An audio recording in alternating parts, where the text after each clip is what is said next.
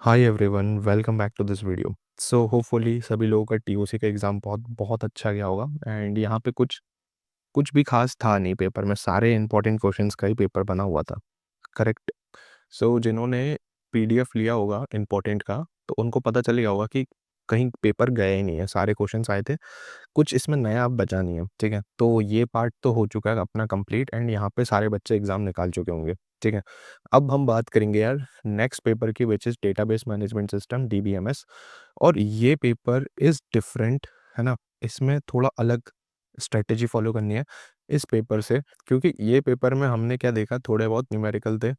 क्योंकि यार TOC is all about numericals, और कॉन्सेप्चुअल क्वेश्चंस भी थे थ्योरेटिकल वाले। तो ये मैंने आपको ऑलरेडी बता दिया, न्यूमेरिकल अगर आपको आते सॉल्व करना तो आप इसको आराम से टैकल कर लोगे, जो कि करा भी है सभी लोगों ने, एंड उनका पेपर अच्छा गया, ठीक है। सो डीबीएमएस में क्या है, DBMS is like little different. इसमें डिफरेंट जो चीज़ है वो पता है क्या है, इसमें हर एक चीज़ डिफरेंट नहीं है। इसमें न्यूमेरिकल भी फ्रेम होते हैं, ऐसा नहीं इसमें न्यूमेरिकल नहीं आते। इसमें थ्योरी भी आती है, बट यहाँ पे जो थ्योरी होगी ना, is not like a TOC की थ्योरी। मतलब यहाँ पे थ्योरी कम नहीं आएगी, यहाँ पे थ्योरी के इक्विवेलेंट वेटेज होगा, या तो थ्योरी का वेटेज ज़्यादा भी हो सकता है न्यूमेरिकल से, ठीक है। सो हमें यहाँ पे दोनों चीज़ें कवर कवर करनी है, स्पेशली न्यूमेरिकल भी कवर करने हैं एंड थ्योरी भी कवर करनी है। अब थोड़े न्यूमेरिकल ज़्यादा आने लग गए हैं, तो हम यही इस तरीके से मैंने पीडीएफ डिज़ाइन करी है। और लगभग जिन्होंने पहले एक ही साथ पेमेंट कर दिया था 400 रुपीज़, तो उन लोगों को तो क्या है, पीडीएफ भेज भी दी है डीबीएमएस की, ठीक है। सारे लोगों ने व्हाट्सएप से, हमारे लोगों ने टीम्स वाले जो भी हैं व्हाट्सएप, उन्होंने भेज दिया, राइट। तो बस उनको कुछ नहीं करना है भाई, डीबीएमएस का पीडीएफ इसी तरीके से डिज़ाइन किया गया है कि आपका पेपर आराम से निकले इस साल का।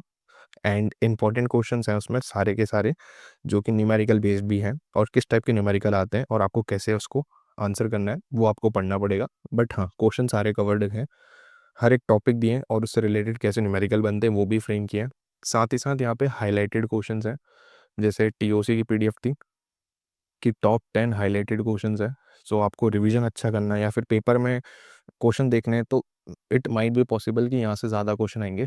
बट पीडीएफ में ज़्यादा टाइप की वैरायटी नहीं है, पीडीएफ में ओनली 18 वैरायटीज़ हैं, जिसमें से 10 वैरायटी तो टॉप 10 की हैं, बचे हुए 8 क्वेश्चंस और हैं।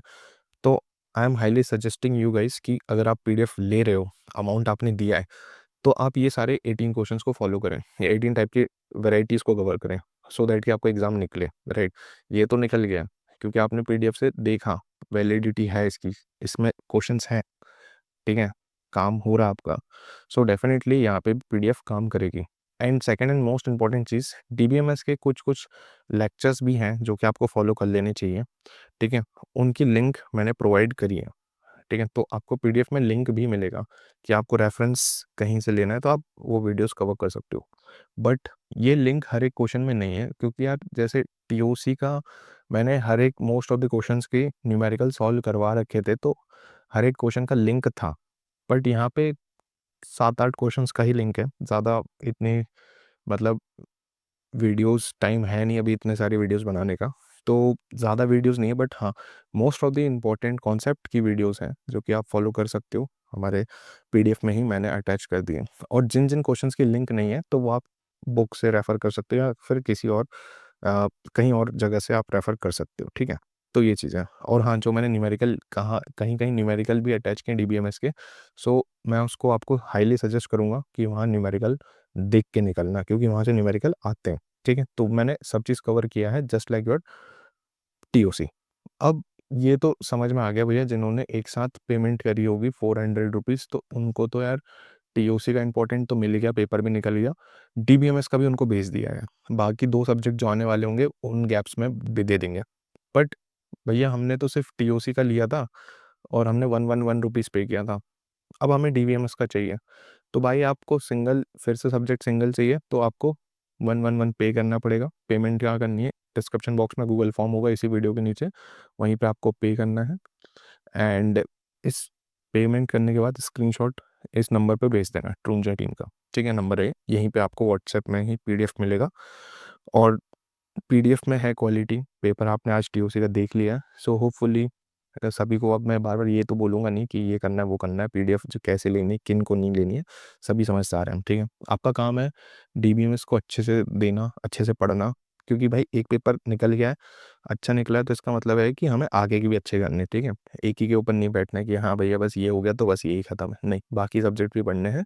सो ज़्यादा गैप है भी नहीं, आप पीडीएफ से उठाओ, पहले सारे के सारे 18 टाइप की वैरायटी कवर करो यहाँ से, एंड रेस्ट में आपके पास टाइम है। वैसे तो ज़रूरत नहीं किसी और चीज़ देखने की, बट अगर टाइम है तो इनका वैसे अच्छे से रिवीजन कर लो, इन क्वेश्चंस को प्रैक्टिस करो। अब न्यूमेरिकल देखो एग्जैक्ट सेम तो आएगा नहीं, ठीक है? एग्जैक्ट सेम न्यूमेरिकल नहीं आएगा, बट हाँ प्रैक्टिस न्यूमेरिकल की करो कि वैरायटी कवर हो, ठीक है? बस जिन जिन टॉपिक का मैंने न्यूमेरिकल दिया है बस उन्हीं पे ज़्यादा फोकस करना। बाकी जो क्वेश्चंस में कॉन्सेप्चुअल क्वेश्चंस है, थ्योरेटिकल कॉन्सेप्ट है, उनमें कॉन्सेप्ट ही पढ़ने, न्यूमेरिकल मत जाना उसमें, ठीक है? जिस क्वेश्चन के सामने न्यूमेरिकल पैटर्न दिया है उस क्वेश्चन में जाना है, और क्वेश्चन में हो सकता है डेटा चेंज हो जाए जब पेपर में आएगा क्वेश्चन, तो हमें न्यूमेरिकल के स्टैंडर्ड्स फॉलो करने हैं, है ना? वैल्यूज़ नहीं रटनी डेटा की, राइट? तो this is the second difference, and अगर टाइम है तो न्यूमेरिकल पे फोकस करना, एंड अगर इसके अलावा आपका मन है तो आप पेपर वगैरह देख लो प्रीवियस ईयर के, या फिर एक्स्ट्रा चीज़ कर सकते हो, बुक्स वगैरह से एक्स्ट्रा टॉपिक कर सकते हो।